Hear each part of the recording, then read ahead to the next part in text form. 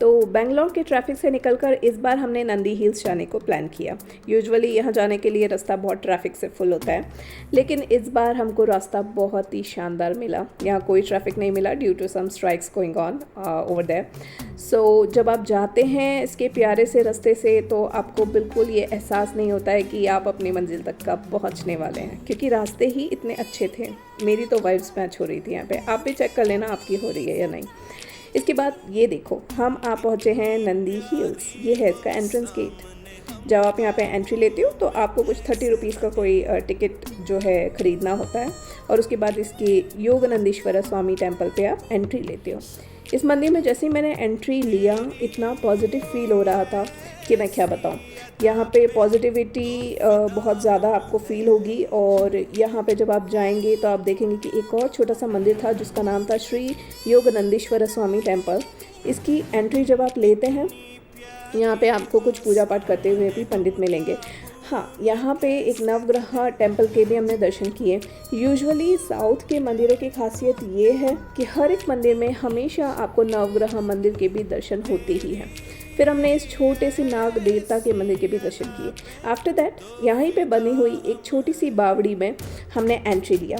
ये एक बावड़ी सराउंडिंग सी पानी से भरी हुई बावड़ी बहुत ही प्यारी सी लग रही थी, और यहाँ की हवा जो चल रही थी बहुत अमेजिंग थी। यहाँ का पानी इतना ठंडा था कि आप सोच नहीं सकते कि इसमें पैर डालें या नहीं डालें। बट फिर बहुत सारी बातें करने के बाद हमने सोचा चलो यार इसमें पैर डाल के देखते हैं और ये बहुत रिलैक्सिंग लग रहा था। आप भी ट्राई करना। इसके बाद कुछ देर बाद बैठने के बाद बातचीत करने के बाद हमने सोचा चलो कुछ सेल्फीज़ तो बनती है बॉस। फिर हमने कुछ सेल्फीज़ लिया। उसके बाद हम यहाँ के एक व्यू पॉइंट पर आए। वैसे तो यहाँ कई सारे व्यू पॉइंट हैं, उसमें से एक व्यू पॉइंट ये भी था। इस व्यू पॉइंट पे जब आप टॉप पर जाते हो तो आप देखोगे कि नीचे बसे हुए कुछ जो गांव हैं वो आपको पूरी तरह से दिखाई दे रहे हैं। लग रहा था जैसे आसमान और ज़मीन एक हुई पड़ी है।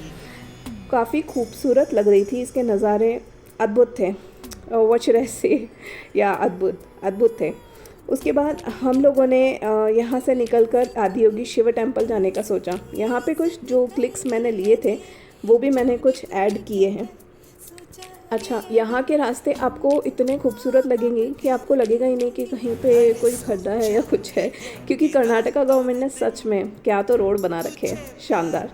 तो इसने स्मूथ थे एक्चुअली जो भी रास्ते थे, तो आप बिल्कुल भी रिलैक्स होके जो है जा पाएंगे।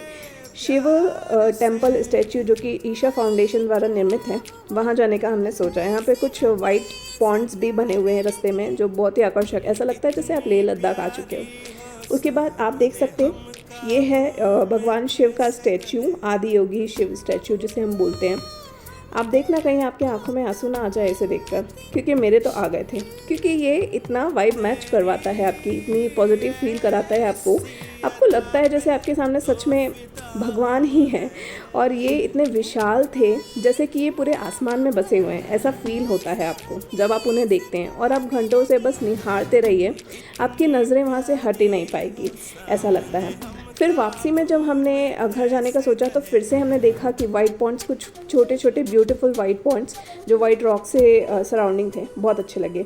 Thank you so much for watching this video guys.